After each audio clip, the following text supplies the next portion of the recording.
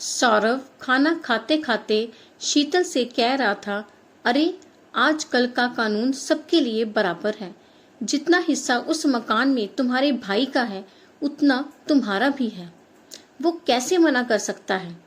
तुम बात तो करके देखो। जरा सोचो, 40 लाख का मकान है, हमारे हिस्से 20 लाख आएगा। हमारे बच्चे भी तो बड़े हो रहे हैं, कितने खर्चे होंगे आगे चलकर, कुछ पता भी है? शीतल कहने लगी, हाँ तुम ठीक कह रहे हो, मैंने कौन सा आज तक कुछ मांगा है। अब जब बात हिस्से की है तो क्यों ना लूं? मुझे भी तो अपने बच्चों का भविष्य देखना है। मम्मी पापा होते तो क्या वो ना देते? और मैं तो विनय से बड़ी हूँ, मेरा हक तो पहले बनता है। वो कुछ भी कहे, मैं अपना हिस्सा लेकर ही रहूंगी। सौरभ कहने लगा, अब तो पिताजी को गुजरे हुए भी 1 महीना हो गया है, सब रस्में भी हो गई हैं। तुम कल ही भाई के यहाँ चली जाओ। हाँ, ये ठीक रहेगा, मैं कल ही निकलती हूँ। अगले दिन शीतल दिल्ली के लिए रवाना हो गई।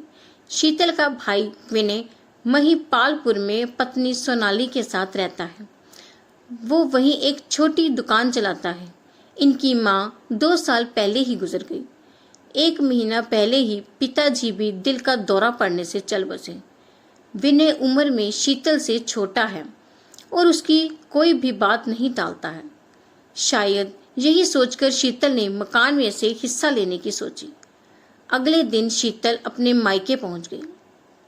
चाय नाश्ते के बाद विनय को बोली, देखो विनय, मुझे इस मकान से आधा हिस्सा चाहिए, आखिर मैं भी तो इसकी हकदार हूँ। विनय हैरानी से उसकी तरफ देखते हुए बोला, आपको पता भी है आप क्या कह रही हो? आपको पता है मेरे पास ले देकर एक यही है बस, और आप कह रही हैं कि आप उसमें भी 2 हिस्से कर दें। हाँ, तो इसमें बुराई ही क्या है? शीतल बोली। इतना सुनते ही विनय का दिल टूट गया। अभी बाबूजी को गुजरे हुए 1 महीना भर भी नहीं हुआ। क्या आप उन्हीं के मरने का इंतजार कर रही थी? आपको पता है कि मेरी हालत इतनी अच्छी नहीं, बड़ी मुश्किल से गुजारा हो रहा है। देखो विनय, मुझे कुछ नहीं पता, हमें ये मकान बेचना ही होगा। 2 हिस्से करने के बाद जो तुम्हें मिलेगा उससे तुम कोई दूसरा मकान देख लेना। आप भी अच्छा मजाक कर लेती हो। आपको पता है इतने पैसों में तो मकान खरीदने के बारे में सोच भी नहीं सकते। सीधे सीधे क्यों नहीं कहती कि रोड पर आ जाओ?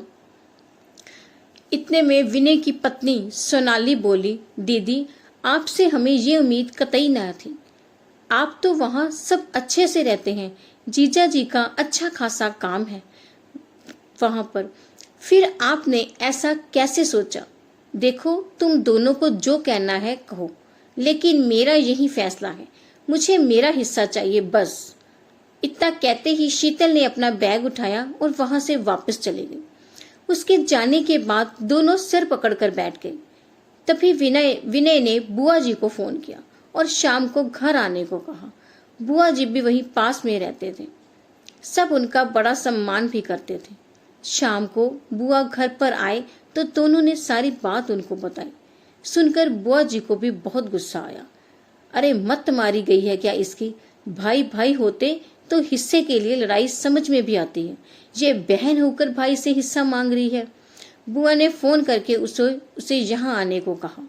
शीतल को पता चल गया था कि बुआ बीच में पड़ गई है तो ये थोड़ी टेढ़ी खीर होने वाली है। अगले दिन 11 बजे वो पहुंच गई। बुआ को भी बुलाया गया। अब बताओ क्या मांग है तुम्हारी? बुआ ने उसे कहा। शीतल ने फिर से वही बात दोहराई तो बुआ ने कहा, अरे पगली, जैसे तू हिस्सा मांग रही है, अगर मैं भी मांग लेती तो आज अपने भाई के घर में न बैठी होती। तुम्हें किस बात की कमी है जो इस मकान पर नजरें गड़ा दी तुम लोगों ने? अपने भाई की तरफ देखो। तुम्हें तुम्हारा हिस्सा देने के बाद क्या वो दोबारा अपने पैरों पर खड़ा हो पाएगा? शीतल ने शर्मिंदा होते हुए कहा, बुआ जी, मेरी ऐसी मंशा नहीं थी, मैं तो बस हक की बात। अरे भावनाएं भी कोई चीज होती है कि नहीं? अगर सच में तुम्हें हिस्सा चाहिए तो तुम्हें अपने भाई को खोना पड़ेगा। समझ लेना कि तुम उसके लिए मर गई और वो तुम्हारे लिए। इतना कहने की देर थी कि शीतल की आंखों से आंसू बह निकले। उठकर विनय के पास गई और पीछे से उसके गले में बाहें डालकर बोली, मुझे माफ करना, मैं बहक गई थी। सब कुछ होते हुए भी मेरे मन में लालच आ गया। उसे देखकर विनय और सोनाली की भी आंखें भर गई। बुआ जी ने सबको चुप करवाया और कहा, बेटी, हमारी सच्ची दौलत ये रिश्ते हैं। दौलत तो आज हमारे पास है तो कल किसी और के पास, लेकिन ये रिश्तों की दौलत कोई हमसे नहीं छीन सकता।